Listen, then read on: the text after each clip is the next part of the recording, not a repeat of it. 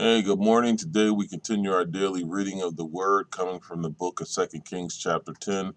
As always stated prior to reading, get to a church that has Bible study or Sunday school where the Word can be broken down and shared for you more easily. Also get with some friends who break bread and just get together and have church and get some understanding from amongst one another. Also get you a Bible. There are numerous versions that you can read, King James to NIV, but most importantly and above all that I have said, call upon the Lord and knock at his door. If you knock at his door, he will open it up and fill you up with wisdom if that is what you seek. Amen. 2 Kings chapter 10 reads as follows. Now there were in Samaria 70 sons of the house of Ahab, so Jehu wrote letters and sent them to Samaria, to the officials of Jezreel, to the elders and to the guardians of Ahab's children. He said, you have your master's son with you, and you have chariots and horses, a fortified city and weapons. Now as soon as this letter reaches you, choose the best and most worthy of your master's sons and set him on his father's throne. Then fight for your master's house. But they were terrified and said, if two kings could not resist him, how can we? So the palace administrator, the city governor, and the elders and the guardians sent this message to Jehu. We are your servants, and we will do anything you ask. We will not appoint anyone as king. You do whatever you think best. Then Jehu wrote them a second letter, saying, if you are on my side and will obey me, take the heads of your master's sons and come to me in Jezreel by this time tomorrow. Now the royal princes, 70 of them, were with the leading men of the city, who were rearing them. When the letter arrived, these men took the prince and slaughtered all 70 of them.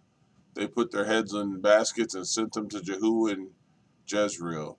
When the messenger arrived, he told Jehu, they had brought the heads of the princes. Then Jehu ordered, put them in 2 piles at the entrance of the city gate until morning. The next morning Jehu went out. He stood before all the people and said, you are innocent. It was I who conspired against my master and killed him, but who killed all these? Know then that not a word of the Lord has spoken against the house of Ahab will fail. The Lord has done what he announced through his servant Elijah. So Jehu killed everyone in Jezreel who remained of the house of Ahab, as well as his chief men, his close friends, and his priests, leaving him no survivor.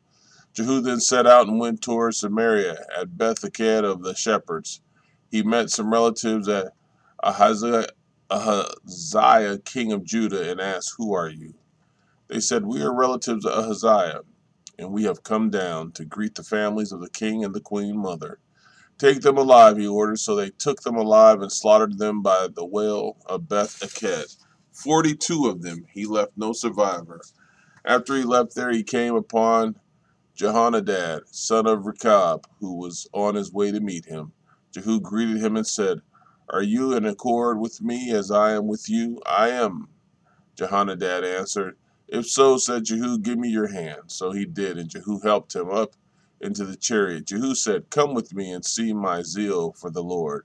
Then he had him ride along in his chariot. When Jehu came to Samaria, he killed all who were left there of Ahab's family. He destroyed them according to the word of the Lord spoken to Elijah.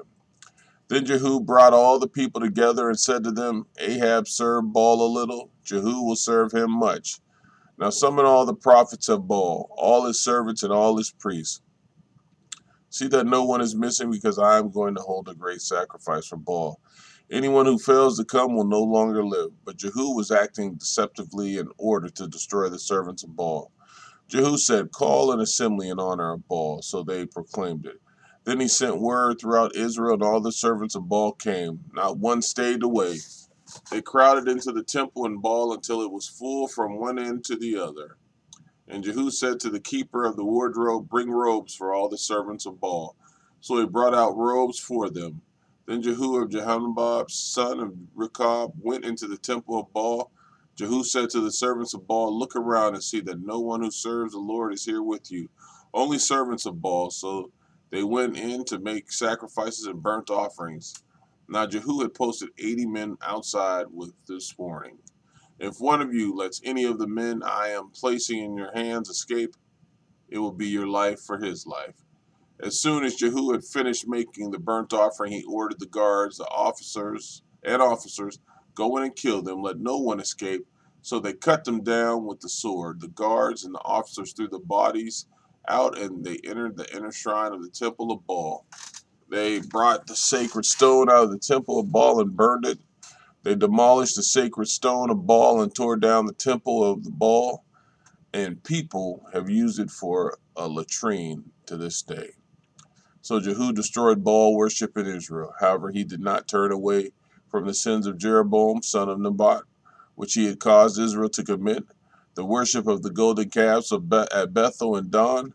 The Lord said to Jehu, because you have done all well in accomplishing what is right in my eyes, and have done to the house of Ahab all I had in mind to do, your descendants will sit on the throne of Israel to the fourth generation. Yet Jehu was not careful to keep the law of the Lord, the God of Israel, with all his heart. He did not turn away from the sins of Jeroboam, which he had caused Israel to commit. In those days the Lord began to reduce the size of Israel. Hazael overpowered the Israelites throughout their territory east of the Jordan and all the land of Gilead, the region of Gad, Reuben, and Manasseh, from Aroer to the Arnon Gorge, through Gilead to Bashan. As for the other events of Jehu's reign, all he did and all his achievements, are they not written in the book of the annals of the kings of Israel? Jehu rested with the ancestors and was buried in Samaria. And Jehoahaz, his son, succeeded him as a king. The time that Jehu reigned over Israel and Samaria was 28 years. Amen.